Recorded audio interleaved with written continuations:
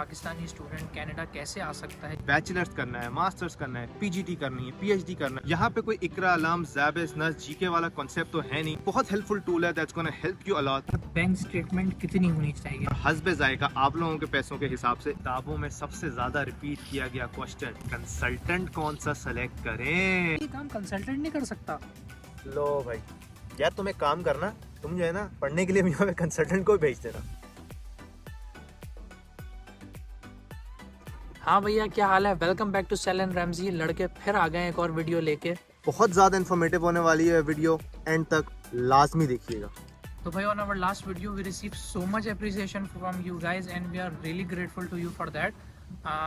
बहुत सारे हमारे पास मैसेजेस आए जिसमें एक क्वेश्चन बार बार रिपीटेड था, वो ये कि भाई एक पाकिस्तानी स्टूडेंट कनाडा कैसे आ सकता है, इसका from start to finish process क्या है वो समझा दें। तो हमने सोचा कि इस वीडियो में हम आपको पूरा प्रोसेस डिटेल में समझाते हैं। तो भाई before we start the process, there is one baby step और अ प्रीरेक्विजिट जो कि आपको करना है before you start the process. That is deciding upon your level of study. Bachelors करना है, मास्टर्स करना है, पीजीटी करनी है, पीएचडी करना है, that is for you to decide. Once you decide that, process step number 1 starts and that is to search for your university. अब यहाँ पे कोई इकरा, अलाम, ज़ैबिस, नस, जीके वाला कॉन्सेप्ट तो है नहीं। more or less all of the universities are on a similar scale except for a few. अब यूनिवर्सिटी कैसे सेलेक्ट करें? क्या हमें पता था हमने कौन सी यूनिवर्सिटी सेलेक्ट करनी है? Did we know names of numerous universities? No. एक बहुत हेल्पफुल टूल है that's gonna help you a lot, that is topuniversities.com. I'll be mentioning the link in the description below. Type in your program and type in your country. The website will give you a list of all the universities that is offering your program.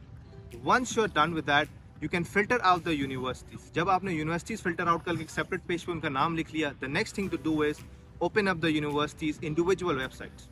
Websites open कर ली, उनके जाएं admissions पे program में जाके fees देखें। जो भी fees offer हो रही है हस्बे जायका आप लोगों के हिसाब से जितने फाइनेंसेस आप अफोर्ड कर सकते हैं उसको एक फिल्टर आउट करके टॉप 3 मेंशन आउट कर लें। तो भाई, यूनिवर्सिटीज़ हो गई सॉर्ट आउट। अब हर यूनिवर्सिटी की आइल्स की रिक्वायरमेंट होती है, तो अब आपने अपनी यूनिवर्सिटीज़ जो आपने सॉर्ट आउट की हैं उनकी वेबसाइट्स पे जाके आपने देखना है कि उनकी आइल्स की कितने बैंड्स की रिक्वायरमेंट है। तो भाई, कुछ की होती है 6 बैंड्स, कुछ की 6.5 और कुछ की होती है 7 बैंड्स। तो भाई, अब आपको पता चल गई कि आपका आइल्स का कितना बैंड का टारगेट है, तो अब आपने करनी है प्रिपरेशन और देना है आइल्स का एग्ज़ाम। एग्जाम किसका? आइलेट्स का? आइलेट्स नहीं होता गरीब आदमी, आइल्स होता है। अबे हाँ ना, वही यार।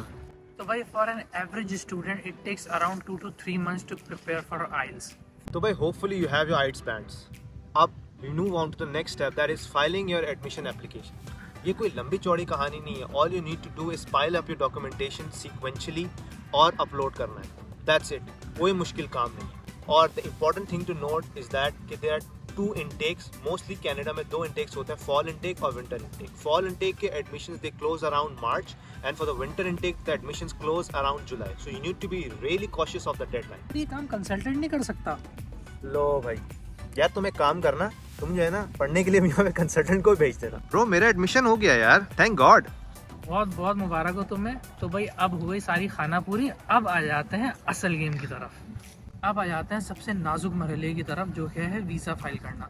अब वीज़ा होते हैं 2 तरह के, एक होता है एसडीएस और एक होता है नॉन एसडीएस। एसडीएस जो कि है स्टूडेंट डायरेक्ट स्ट्रीम, उसमें ये होता है कि आपने 10,000 कैनेडियन डॉलर्स एक ब्लॉक अकाउंट में, या फिर हम जिसको जीआईसी बोलते हैं, उसमें आपने रखवाने पड़ते हैं। और उसके अलावा आपकी जो 50% ऑफ द ट्यूशन फीस है वो आपने पहले से ही वीज़ा फाइल करने से पहले से ही आपने पे करनी पड़ती है। तो भाई, अब इसका फ़ायदा क्या है? इसका फ़ायदा ये है कि आपने अपनी bank statement, proof of funds वगैरह आप इसमें ना भी शो करें तो कोई प्रॉब्लम नहीं होती, और वीज़ा रेशो इसमें ज़्यादा है। तो भाई, अब बहुत सारे लोग including me, they are not comfortable कि वो $10,000 या फिर इतनी सारी ट्यूशन फ़ीस पहले से जमा करवा दें। इनसिक्योरिटी होती है लोगों में, मुझ में भी थी, इसलिए मैंने भी नॉन एसडीएस पे फाइल किया था। तो आप भी वो कर सकते हैं, लेकिन उसमें आपने अपने प्रूफ फंड शो करने पड़ते हैं, जिसमें आपने अपनी बैंक स्टेटमेंट, अपनी इन्वेस्टमेंट्स या फिर प्रॉपर्टी अगर कुछ है तो वो सब आपने शो करनी पड़ती है। तो भाई एक क्वेश्चन जो कि बहुत लोग पूछते हैं कि यार बैंक स्टेटमेंट कितनी होनी चाहिए, तो भाई इसका कोई एक आंसर नहीं है, कोई एक वैल्यू नहीं है। इसका बहुत एक सिंपल सी इक्वेशन है जो कि है x + y। x क्या है कि आपकी ट्यूशन फीस कितनी है यूनिवर्सिटी की, और y ये है जो कि आपके 1 ईयर के वहाँ पे लिविंग एक्सपेंसेस होंगे। तो आप इन दोनों को ऐड कर लें, एटलीस्ट इतनी बैंक स्टेटमेंट होनी चाहिए, और ये चीज़ IRCC की वेबसाइट पे लिखी हुई है। तो भाई अब इसके अलावा और भी बहुत सारे डॉक्यूमेंट्स होते हैं, FRC हो गया, एडमिशन लेटर हो गया, और बर्थ सर्टिफिकेट, और पता नहीं क्या क्या होता है। तो भाई इनके बारे में घबराने की ज़रूरत नहीं है, इनका कहीं ना कहीं से कुछ ना कुछ इंतज़ाम हो ही जाता है। भाई किताबों में सबसे ज्यादा रिपीट किया गया क्वेश्चन, कंसल्टेंट कौन सा सेलेक्ट करें। तो भाई सबसे पहले आप लोगों ने अपने जहन से ये बात निकालनी है कि विदाउट कंसल्टेंट आप अपना वीज़ा फाइल नहीं कर सकते। इसकी जीती जागती जिंदा मिसाल है, आपके भाई हैं, अल्हम्दुलिल्लाह हम दोनों ने without any consultant visa application file की थी और अल्हम्दुलिल्लाह इट गॉट अप्रूव्ड। अब भाई इसका ये मतलब हरगिज़ नहीं है कि आप कंसल्टेंट के पास बिल्कुल जाएं ना।